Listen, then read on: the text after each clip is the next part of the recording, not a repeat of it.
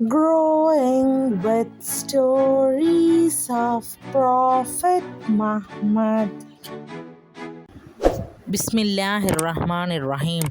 காபாவை செப்பனிடுதல். நபி ஸல்லல்லாஹு அவர்கள் நடுவராகுதல்.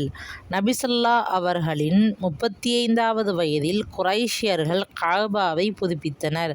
காபா ஓர் ஆள் உயரத்திற்கு பாறைகளால் கட்டப்பட்டிருந்தது.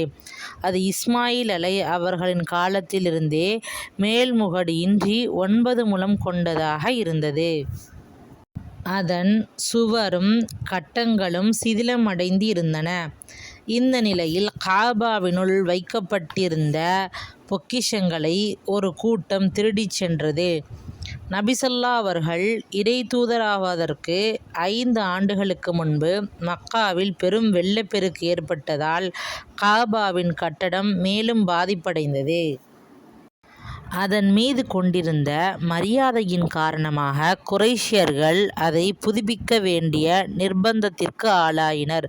அதை ஹலாலான தூய்மையான வருமானத்தை கொண்டே செப்பனிட வேண்டும். வட்டி, விபச்சாரம், திருட்டு போன்ற பொருட்களின் மூலமாக செப்பனிடக்கூடாது என அனைவரும் கூடி முடிவெடுத்தனர்.